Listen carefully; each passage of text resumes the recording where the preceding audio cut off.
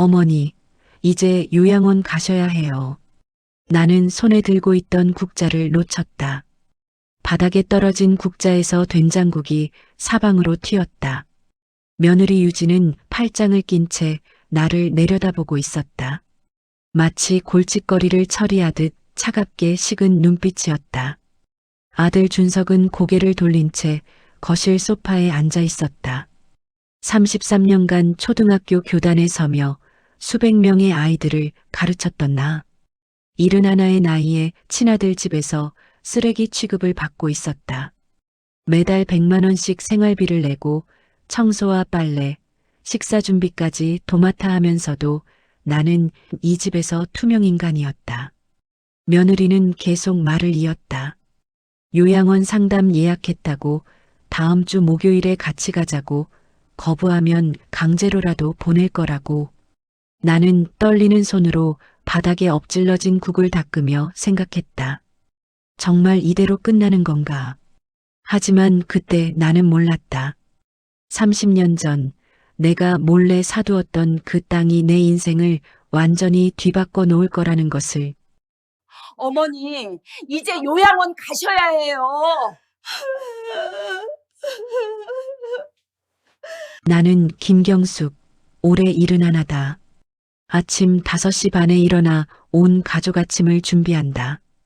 초등학교 교사로 33년을 근무하다 퇴직한 지 7년째다. 남편은 4년 전 심근경색으로 세상을 떠났다. 그 뒤로 외아들 준석이 부부와 함께 살고 있다. 어머니, 밥이 왜 이래요? 짜네요. 며느리 유진의 목소리가 날카롭다. 나는 고개를 숙인다. 미안하다. 다음엔 간을 더 약하게 할게. 어머니 입맛이 노인 입맛이라 그래요. 다음부턴 제가 간 볼게요. 아들 준석은 아무 말도 하지 않고 신문만 본다. 손자 민우는 할머니를 힐끗 보더니 고개를 돌린다. 나는 이 집에서 가사 도우미다.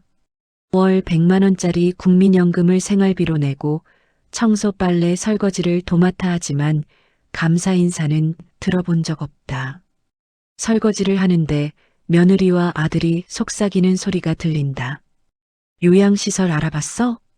응, 다음 주에 상담 예약했어. 손에서 그릇이 미끄러져 깨질 뻔했다. 점심 후 동네 복지관에 갔다. 노인 댄스 교실에 등록하려고 알아보던 중이었다. 복지관 앞 벤치에서 비슷한 또래 할머니와 이야기를 나눴다. 어르신, 자녀분들이랑 같이 사세요? 네, 아들 내외하고 삽니다. 그럼 참 좋으시겠어요. 요즘 혼자 사는 노인이 얼마나 많은데. 나는 씁쓸하게 웃었다. 같이 산다고 다 좋은 건 아니에요. 할머니가 고개를 끄덕였다. 맞아요. 진짜 효도는 함께 사는 게 아니라 마음으로 모시는 거죠. 나도 며느리한테 실망 많이 했어요. 우리는 한참 동안 말없이 앉아 있었다. 바람에 은행잎이 떨어졌다. 문득 생각했다. 진짜 효도란 무엇일까? 내가 지금 받고 있는 게 효도일까? 집으로 돌아오니 며느리가 전화 통화 중이다. 네, 일은 하나요. 치매는 없는데 좀 고집이세요. 예, 비용은 한 달에 얼마예요? 요양원 상담이다. 나는 조용히 내 방으로 들어갔다. 금요일 오후 나는 시장에서 장을 봤다. 월말이라 통장 잔액이 2만 원밖에 남지 않았다. 연금이 나오려면 아직 열흘이나 남았다. 며느리에게 돈을 더 달라고 할 수는 없다. 이미 매달 100만 원을 생활비로 내고 있으니까. 저녁 식탁에서 며느리가 말했다. 어머니, 다음 달부터 생활비 30만 원 더 내셔야겠어요. 물가가 너무 올랐어요. 130만 원? 네, 어머니도 드시고 전기수도 다 쓰시잖아요. 요즘 공과금이 얼마나 나오는데요. 아들은 고개를 돌린다. 나는 고개를 끄덕일 수밖에 없었다. 연금이 100만 원인데 130만 원을 어떻게 내라는 건지. 저축을 깨야 한다. 밤에 통장을 확인했다. 적금이 1,200만 원 남았다. 5년 전만 해도 6천만 원이었는데 남편 병원비와 장례비로 대부분 썼다. 이 돈마저 없어지면 나는 정말 빈털털이다. 거울을 봤다. 주름진 얼굴에 흰 머리. 이게 33년 교직 생활을 한 내 모습인가. 일요일 아침 나는 평소처럼 일어나 아침을 차렸다. 그런데 며느리가 거실로 나오더니 단호하게 말했다. 어머니, 오늘 중요한 얘기 해야 해요. 아들도 함께 나왔다. 둘의 표정이 심각하다. 어머니를 요양원에 모시기로 했어요. 뭐라고? 저희도 더 이상 모실 여력이 없어요. 제가 직장 다니면서 육아에 집안일까지 할 수가 없어요. 내가 집안일을 다 하잖니. 며느리가 비웃었다. 어머니가 하시는 게 집안일이에요? 청소도 제대로 안 되고 요리도 맛이 없어요. 나는 아들을 쳐다봤다. 준서가, 너도 이게 맞다고 생각하니? 아들은 눈을 피했다. 엄마, 요양원이 더 좋아요. 거기 프로그램도 많고 또래 어르신들도 많으니까. 나는 안 가. 며느리의 목소리가 차갑게 식었다. 가셔야 합니다. 이미 계약금 냈어요. 내 동의 없이? 어머니가 동의하실 리 없으니까요. 나는 주먹을 불끈 쥐었다. 온몸이 떨렸다. 월요일 오후 나는 집을 나와 한강변을 걷고 있었다. 머릿속이 복잡했다. 정말 요양원에 가야 하나? 아니면 다른 방법이 있을까? 혼자 원룸이라도 얻어 살까 생각했지만 연금만으로는 어림없다. 벤치에 앉아 강물을 바라봤다. 물은 흘러가는데 나는 어디로 가야 할까? 문득 오래된 기억이 떠올랐다. 30년 전 내가 40대였을 때 교사 월급으로 모은 돈 3천만 원으로 강남 대치동 근처 땅을 샀었다. 당시 남편은 반대했지만 나는 노후 대비라고 설득했다. 그 땅은 지금도 내 이름으로 되어 있다. 남편이 아프면서 그 땅을 잊고 살았다. 아니, 일부러 잊었는지도 모른다. 급히 팔면 손해볼까봐 그냥 놔뒀다. 나는 휴대전화로 네이버를 켰다. 내 땅 주소를 검색했다. 대치동 543번지 재개발 구역 확정. 심장이 두근거렸다. 손이 떨렸다. 화요일 아침 나는 서초동 등기소로 향했다. 30년 만에 처음 찾는 곳이다. 등기부등본을 뽑았다. 내 이름이 선명하다. 김경숙. 대치동 543번지. 면적 180평. 부동산 중개소에 들어갔다. 사장님, 이 땅 지금 시세가 어떻게 되나요? 중개업자가 주소를 보더니 눈이 휘둥그레졌다. 어머님, 이거 재개발 핵심 구역인데요. 평당 3천만 원은 받으실 겁니다. 180평이면 54억이다. 정말요? 네, 보상금까지 합치면 60억도 가능합니다. 매물로 내실 건가요? 나는 고개를 저었다. 아니요, 확인만 하려고요. 밖으로 나오는데 다리에 힘이 풀렸다. 나는 거지가 아니었다. 60억 원짜리 땅 주인이었다. 요양원? 웃기는 소리다. 스마트폰으로 원룸 매물을 검색했다. 강남구 대치동, 보증금 1,000만 원에 월세 60만 원. 좋다. 당장 계약하러 가야겠다. 며느리 얼굴이 떠올랐다. 나를 요양원 보내려던 그 얼굴. 이제 누가 웃을지 두고 보자. 수요일 오후 원룸 계약을 마치고 근처 카페에 들렀다. 카페라떼를 주문하고 창가에 앉았다. 옆 테이블에 단정한 차림의 할머니가 앉아 있었다. 혹시 이 근처 사세요? 아, 네. 오늘 이사 왔어요. 저도 작년에 이 동네로 왔어요. 이순이에요. 올해 67이에요. 김경숙입니다. 71예요. 순희 씨는 전직 약사였다. 자식들과 갈등 끝에 혼자 나왔다고 했다.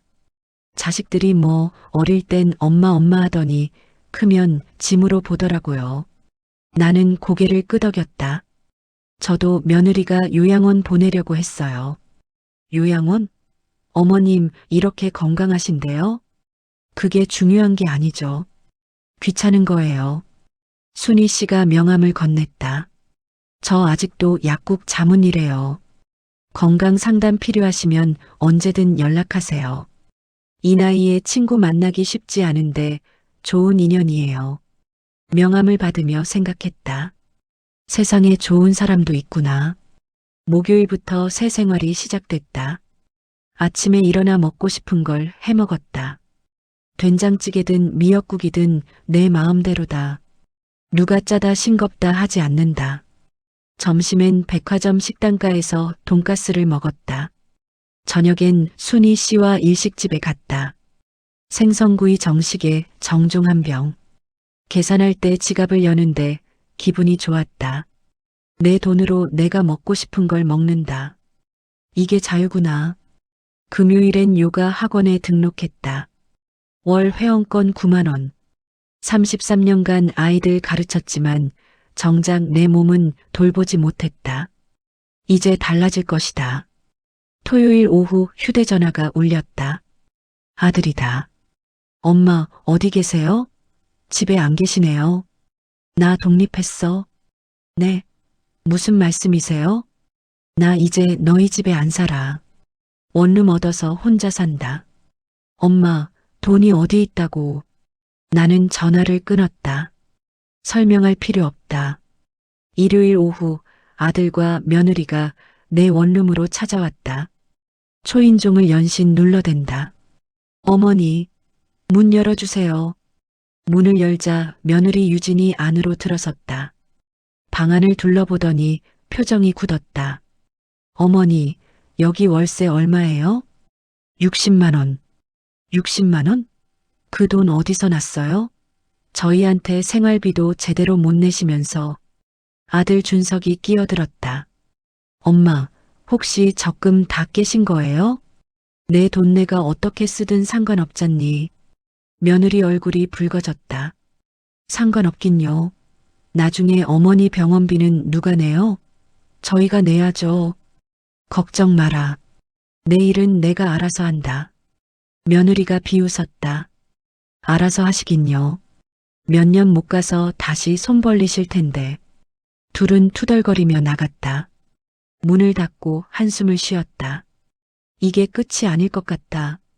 화요일 아침 순희 씨에게 전화가 왔다. 경숙 씨, 급한 일이 있어요. 지금 만날 수 있어요? 카페에서 만났다. 순희 씨가 심각한 표정으로 말했다. 경숙 씨 며느리가 어제 법무사 사무실에 갔대요. 제 조카가 그 사무실 직원인데 경숙 씨 재산 관련해서 상담했다더라고요. 재산? 혹시 경숙 씨 명의 부동산 있으세요? 나는 잠시 망설이다 고개를 끄덕였다. 대치동에 땅이 있어. 순희 씨 눈이 커졌다. 대치동? 재개발 지역? 응, 시세가 60억 정도 된대. 순희 씨가 숨을 들이켰다. 경숙 씨 조심하세요. 며느리가 그 땅 노리고 있을 거예요. 최악의 경우 사기나 협박으로 명예 이전 강요당할 수 있어요. 등골이 오싹해졌다. 어떻게 해야 해? 일단 유언장부터 쓰세요. 그리고 땅 서류는 은행 금고에 보관하시고요. 나는 고개를 끄덕였다. 싸움이 시작됐다. 목요일 저녁 원룸 문을 열고 들어가는데 안에서 인기척이 났다. 아들과 며느리였다. 관리실에서 열쇠를 받아 들어온 모양이다.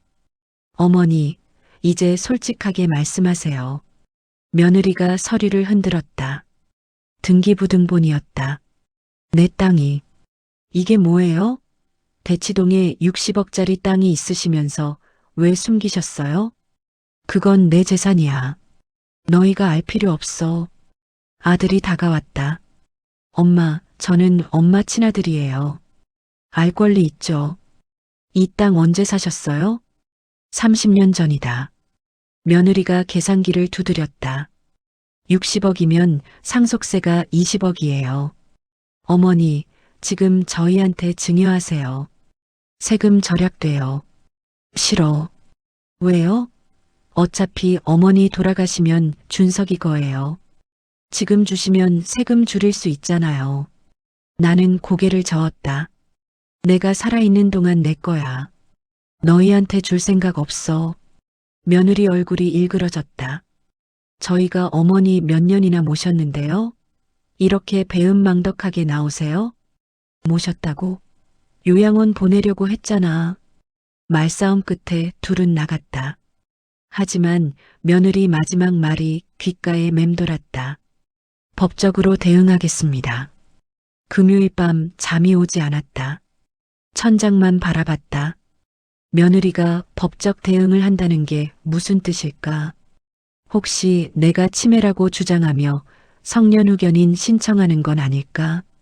아니면 과거 생활비 문제로 부양료를 청구하는 건가? 순희 씨에게 전화했다. 경숙 씨, 지금 몇 시인데 왜 안 주무세요? 잠이 안 와. 며느리가 법적 대응한다는데 어떡하지? 일단 진정해요. 내일 제 조카 변호사 만나러 가요. 같이 가요. 전화를 끊고 창밖을 봤다. 달도 안 보이는 캄캄한 밤이었다. 생각했다. 내가 평생 뭘 위해 살았나? 아이들 가르치고 아들 키우고 착하게 살았다. 결과가 이건가? 남편이 보고 싶었다. 남편이 살아있었다면 이런 일은 없었을 것이다. 남편은 아들을 잘 다뤘다. 나는 너무 착했다. 착한 것과 호구는 다른데 새벽 5시까지 뒤척이다 잠들었다. 꿈에 남편이 나타났다. 여보, 이제 당신 인생 살아요. 우리 아들 생각 말고. 토요일 오전 순희 씨 조카 변호사를 만났다. 젊은 여성 변호사였다. 이름은 이지은. 어머님, 걱정 마세요. 법적으로 며느리가 할 수 있는 게 거의 없어요. 어머님 정신 멀쩡하시고 재산도 어머님 명의니까요. 그래도 불안해요. 그럼 지금 유언장 쓰세요. 재산을 사회에 기부한다고요. 그럼 며느리가 함부로 못해요. 기부? 네, 실제로 기부 안 하셔도 돼요. 일단 유언장에만 써놓으면 됩니다. 나중에 마음 바뀌면 다시 쓰면 되고요. 나는 유언장을 썼다. 본인의 모든 재산을 여성인권재단에 기부한다. 도장을 찍었다. 이제 한 가지만 더 하세요. 뭔데요? 며느리 직접 만나서 이 유언장 사본 보여주세요. 어머님 함부로 대하면 한 푼도 못 받는다는 걸 확실히 알려주는 겁니다. 나는 처음으로 웃었다. 이제 내가 주도권을 쥘 차례다. 일요일 오후 나는 아들 부부를 카페로 불렀다. 둘은 짜증 섞인 표정으로 왔다.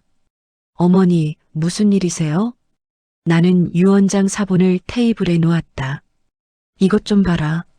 며느리가 집어들더니 얼굴이 하얗게 변했다. 이게 뭐예요? 여성인권재단의 기부? 그래. 나는 너희한테 한 푼도 안 줄 거다. 아들이 떨리는 목소리로 물었다. 엄마, 진심이세요? 당연하지. 너희는 나를 요양원 보내려고 했잖니. 나를 짐으로 봤어. 그런 자식한테 왜 재산을 줘? 며느리가 울먹였다. 어머니, 저희가 잘못했어요. 용서해 주세요. 이제 와서 용서? 늦었어. 제발요, 어머니. 저희도 살아야 해요. 민우 교육비도. 나는 자리에서 일어났다. 민우는 내가 챙긴다. 대학 등록금까지 낼 거야. 하지만 너희한테는 없다. 앞으로 나한테 연락하지 마. 명절에도 오지 말고. 카페를 나서는데 뒤에서 며느리가 우는 소리가 들렸다. 아들은 말이 없었다. 나는 홀가분했다. 이제 자유다. 넉 달이 흘렀다.